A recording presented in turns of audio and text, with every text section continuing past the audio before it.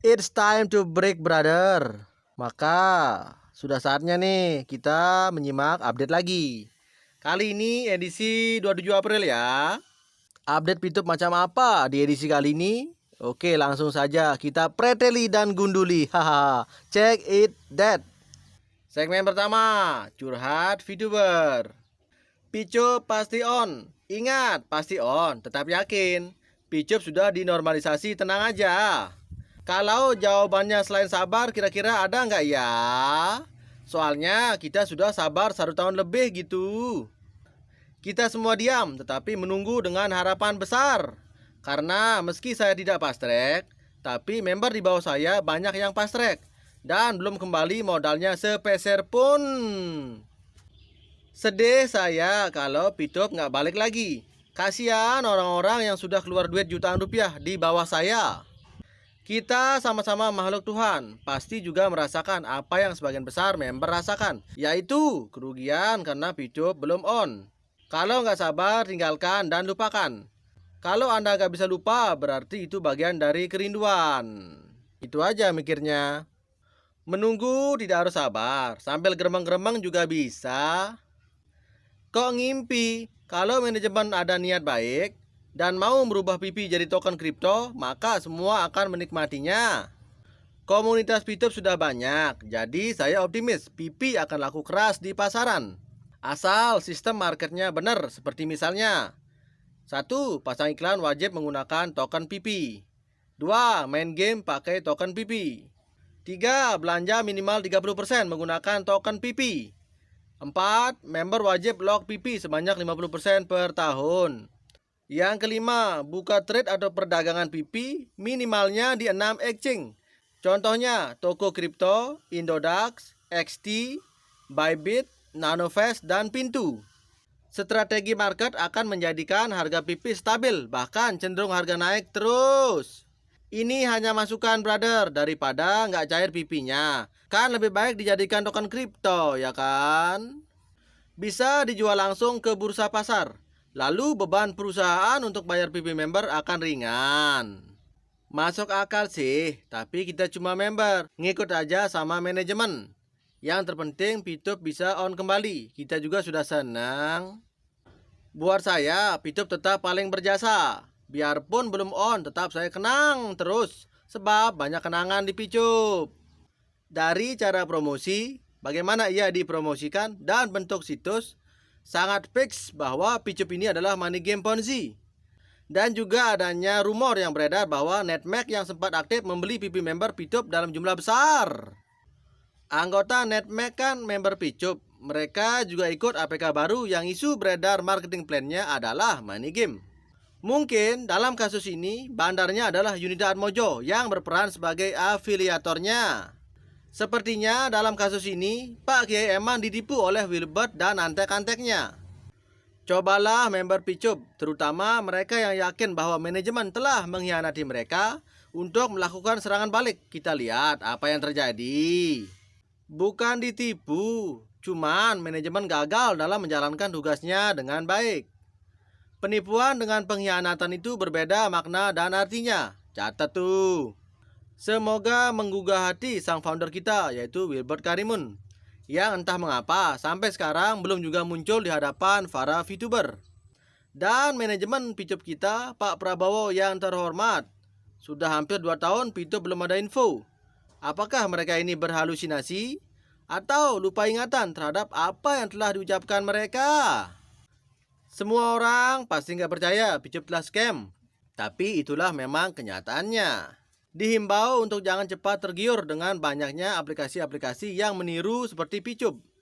Jangan masuk hanya karena mikirnya untung saja, tetapi kenyataannya jadi buntung. Apalagi kita harus tahu ownernya dan para leadernya. Jejak digital dan kredibilitas itu patut dipertimbangkan. Jagalah akun Pitup Anda masing-masing karena term and condition Pitup masih berlaku. Terkadang memang harus ada perbedaan baru muncul sebuah persatuan, ya toh?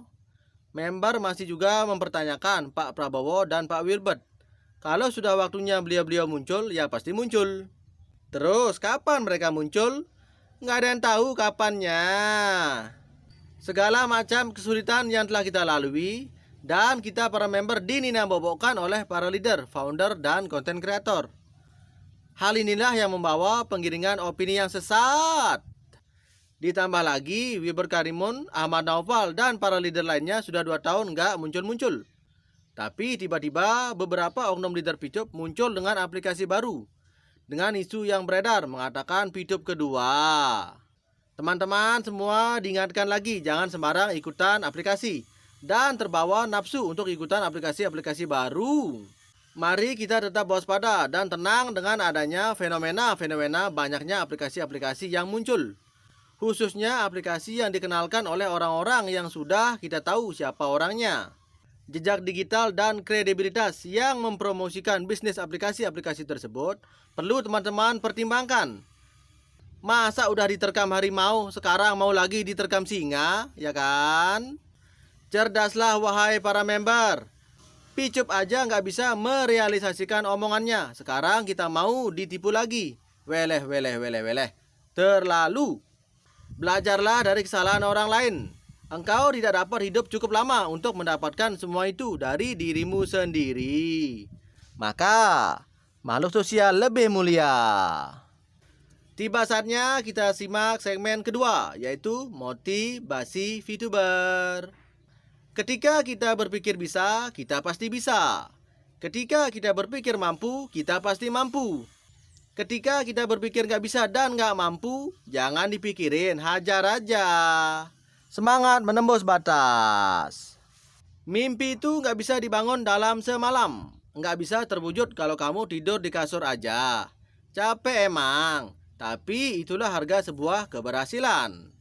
Kalau seandainya kamu gagal, ambillah langkah kuda. Yaitu dengan cara mundur 1 langkah untuk melompat 3 langkah ke depan, percayalah. Hasil kerja keras keringatmu akan berbuah manis berupa keberhasilan. Satu hal yang perlu Anda ingat, tidak ada orang yang sukses dalam sehari. Keputusan Anda saat ini sangat menentukan masa depan Anda. Catat lagi. Semua orang besar dan sukses karena mereka mampu mengalahkan rasa, yaitu rasa capek, lelah, dan jenuh. Kalahkan semuanya dan jadilah besar dan jadilah sukses. Motivasi kedua, rezeki positif. Seberapa yakinkah Anda bahwa 1 atau 2 tahun ke depan usaha atau bisnis Anda semakin banyak dan rezeki semakin berlimpah? Dan member menjawab, boro-boro rezeki lancar, ini aja seret banget. Untuk hidup aja pas-pasan, yang penting cukup. Jangankan mikir usaha semakin maju, hari ini bertahan saja sudah mujur. Yang penting jalan aja deh usahanya. Begitulah kira-kira jawaban mereka yang tidak mendasari pola pikirnya dengan iman positif yang tepat. Iman secara harfiah berarti keyakinan, ketetapan hati, dan keteguhan hati. Kebalikan dari iman positif adalah iman negatif. Iman negatif ini berakar pada konsep diri yang kurang baik. Lebih spesifiknya lagi karena rendah diri atau penilaian terhadap diri sendiri yang rendah. Akibat yang bisa muncul karena rendahnya harga diri bisa bermacam-macam. Di antaranya terhambatnya rezeki yang datang kepada Anda. Anda tidak merasa cukup berharga dan patut menerima rezeki yang seharusnya Anda dapatkan. Lantas, mengapa seseorang bisa memiliki iman negatif? Hal ini terjadi karena penanaman iman negatif yang dialami mulai bayi hingga proses tumbuh kembang menuju dewasa. Pengalaman apapun yang kita alami, entah itu pengalaman yang positif atau negatif, interaksi dengan orang lain, proses pendidikan, pengetahuan, dan informasi yang didapatkan, semuanya turut andil dalam penanaman keyakinan harga diri Anda.